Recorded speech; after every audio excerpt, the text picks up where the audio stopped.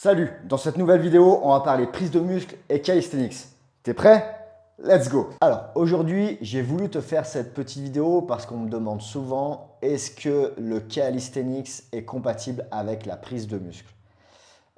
Eh bien, la réponse est simplement oui. Si tu as l'habitude de t'entraîner en salle et d'utiliser des méthodes d'hypertrophie, eh ben, sache que tu peux utiliser ces mêmes méthodes en calisthenics. Tu peux également isoler certains muscles, pour ne pas dire la totalité des muscles, en calisthenics. Le seul petit bémol, selon moi, ce serait quand même le travail des membres inférieurs. On reste quand même relativement limité sur tout ce qui est travail de jambes. En revanche, sur tout ce qui est haut du corps, il y a vraiment de quoi se faire plaisir, crois-moi. Alors pour commencer, si tu ne connais pas du tout les méthodes d'hypertrophie, je t'invite à te renseigner sur ce sujet. Il y a un tas d'ouvrages sur plein de ces méthodes, notamment le travail de Christian Thibaudeau. Là, on est en plein dans l'hypertrophie.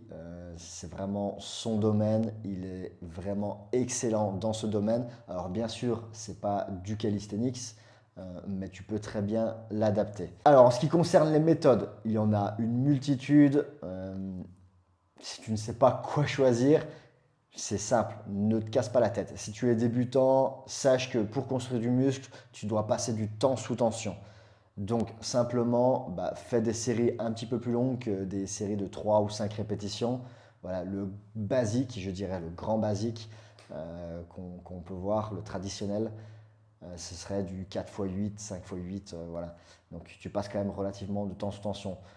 Moi, personnellement, je ne suis pas un fan de ces méthodes-là parce qu'il n'y a rien qui me stimule vraiment émotionnellement parlant. Je veux dire, ça m'apporte pas grand-chose.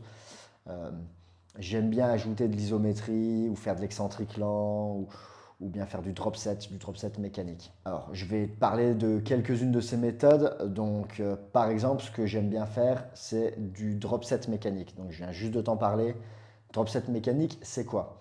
Si je prends un exercice de tirage et que j'ai pas de quoi me lester pour faire du drop set normal et que j'ai déjà un niveau avancé, eh ben, je vais faire mes tractions.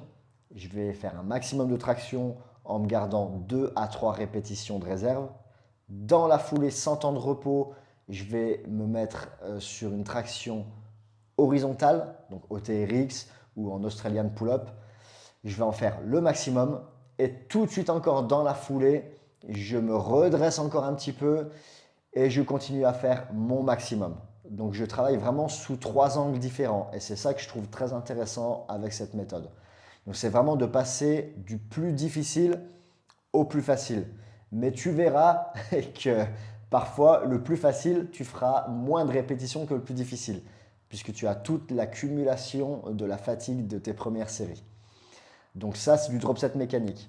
Voilà comment ça pourrait fonctionner avec un pattern de tirage. Alors bien sûr, ce sont des exemples. Il y a des autres façons de faire. Maintenant, si tu souhaites le faire avec un pattern de poussée, eh ben, tu peux très bien le faire en HSPU, ensuite revenir en niveau de pompe normale et ensuite pompe avec les mains surélevées, par exemple. Donc toujours avec la même méthode, maximum pour le plus difficile avec une réserve de 2 à 3 répétitions et ensuite maximum sur 2 autres séries, enfin sur 2 autres exercices enchaînés. Tu peux faire comme ça 3, 4, 5 séries, tout dépend du volume d'entraînement que tu as encore derrière tout ça. Bien entendu, si tu as énormément de volume d'entraînement dans une seule séance, t'amuse pas à faire 5 ou 6 séries. 3 suffiront. Si ça va être ton seul pattern de mouvement sur ta séance et qu'après tu vas faire un petit peu d'isolation, tu peux aller jusqu'à 4-5 séries. Mais garde quand même peu de travail derrière tout ça. Ensuite, il y a le drop set. Je t'en ai déjà parlé dans une vidéo précédente. Je vais revenir un petit peu dessus si tu n'as pas vu la vidéo, sinon je t'invite à la regarder. Le drop set, alors, c'est quoi? C'est une méthode où tu vas te délester de moins en moins. Donc, tu vas partir du plus lourd jusqu'au plus léger. Donc, si je reprends toujours mon exemple de traction, admettons que tu es à un RM à 20 kg en traction, ce qui est un niveau plutôt convenable, on va dire. Tu vas te charger, admettons, à 10, 12 kg, voire 15 kg suivant l'état de forme du jour. Tu vas faire ton maximum de reps en gardant toujours 2 à 3 répétitions de réserve. Dans la foulée, tu vas te délester et tu vas faire ton maximum de reps. Et ensuite, dans la foulée, toujours sans temps de repos, tu enlèves tout et tu continues au poids de corps pour un maximum de répétitions. Voilà, ça c'est un drop set. Si maintenant tu n'as pas de quoi te lester parce que tu n'as pas le niveau de te lester, tu peux très bien le faire de la manière suivante. Tu arrives à faire environ 10 tractions. Donc tu vas faire 8 tractions. Dans la foulée, tu vas te mettre dans une petite bande élastique, faire un maximum de tractions, mais vraiment t'appliquer sur la technique, vraiment ressentir le muscle congestionné dans ton dos. Et tout de suite dans la foulée, un maximum de répétitions dans une bande élastique un petit peu plus grosse. Donc toujours pareil, 2, 3, 4, 5 séries, tout dépend du volume d'entraînement que tu auras derrière tout ça. Donc ensuite, il y a une méthode que j'aime particulièrement, mais qui nécessite quand même de quoi se lester et forcément donc être capable de se lester. Et cette méthode, c'est une méthode que j'ai vue dans un bouquin de Christian Thibaudeau, dont je parlais tout à l'heure. C'est l'Insider Contrast. Alors c'est quoi? Donc c'est une méthode qui permet, je dirais, de travailler sur tous les fronts. Puissance, masse, force. Donc si tu es capable de le faire, si tu as de quoi le faire également, ça consiste à faire 2 répétitions à 85-90% de ton 1RM. Dans la foulée, décharger à 60%, faire 3 répétitions les plus explosives possibles et enchaîner tout de suite dans la foulée, toujours à 60% avec le maximum de répétitions lentes, donc quasiment jusqu'à l'échec. Donc quand je dis lente, c'est en tempo 3, 1, 3, 0. Donc admettons que ce soit en traction, tu vas monter en 3 secondes, rester 1 seconde en haut, menton au-dessus de la barre, redescendre en 3 secondes, dans la foulée remonter, pas de pause en bas. Ça, c'est vraiment une méthode que j'apprécie particulièrement. Donc une fois de plus, il faut avoir quand même la logistique nécessaire pour le faire. Si tu vas sur un parc à street workout et que tu as besoin de te lester beaucoup, bah voilà, tu ne vas pas amener tous les poids de la salle ou de chez toi sur le parc à street workout. Par contre, si tu t'entraînes chez toi, que tu as un home gym et que tu as suffisamment de poids pour pouvoir le faire, c'est vraiment une super méthode. Donc pareil, c'est une méthode quand même qui taxe quand même pas mal. Donc je ne te conseille pas de faire énormément de séries, surtout si tu as un volume important d'entraînement directement derrière ou même dans ta semaine, de toute façon dans tous les cas. Maintenant, il y a quand même une alternative à cette méthode. Donc si tu es sur un parc à street workout, que tu n'as pas de quoi te lester ou que tu n'es pas capable de te lester parce que tu as un manque de force encore, que tu débutes, voilà, c'est normal, on est tous passés par là. Ou alors simplement, bah voilà, tu n'as pas envie d'amener tous les poids de chez toi ou de la salle sur le street workout, ce qui est un petit peu le principe aussi du calisthenics, c'est de pouvoir s'entraîner sans forcément devoir se lester, bien que ce soit intéressant. L'alternative, ça va être de faire du tempo contraste.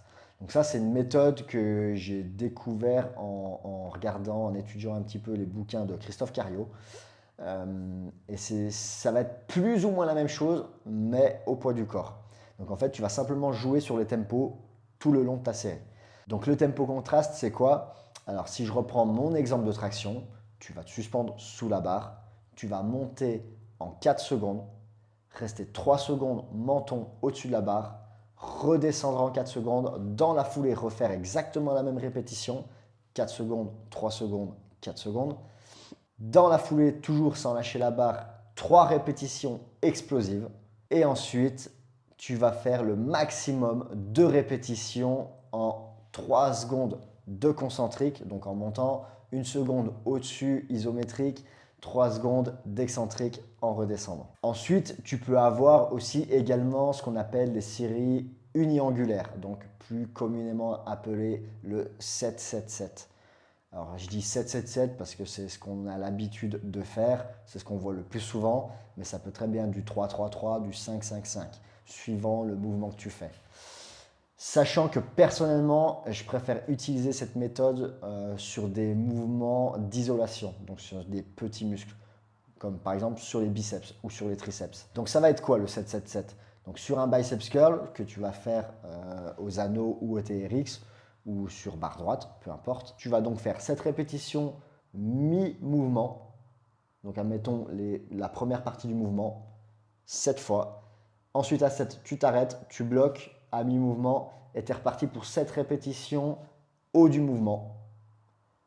Une fois que tu as fait tes 7 répétitions, tu bloques en bas et tu repars pour 7 répétitions sur le mouvement complet. Et là, tu as fait une série. Donc c'est pareil, tu vas pouvoir faire 2 ou 3 séries, 4 séries. Après, moi, étant donné que je le fais sur des petits muscles et que j'ai fait par exemple mes tractions avant, si je fais mes biceps, j'aurais certainement fait mes tractions avant, je ne vais pas faire 4 séries parce qu'ils auront déjà bien travaillé. Donc 2 séries, ça me suffit largement.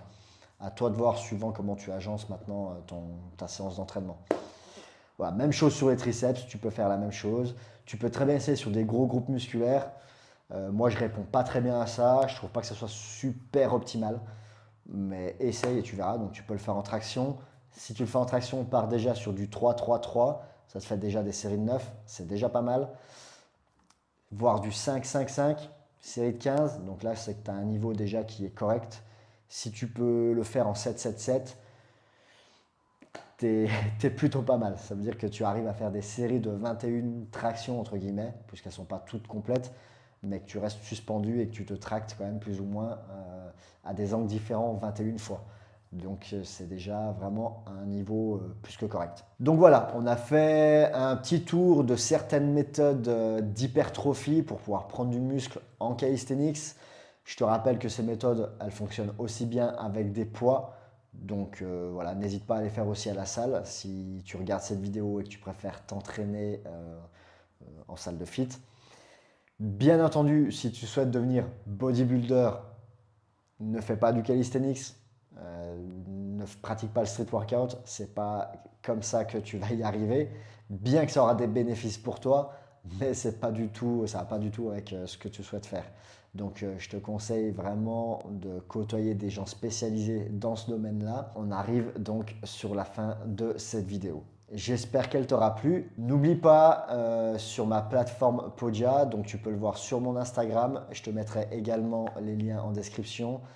Tu as le guide gratuit pour les bases de l'entraînement au poids du corps, le guide gratuit spécialisé pour les tractions.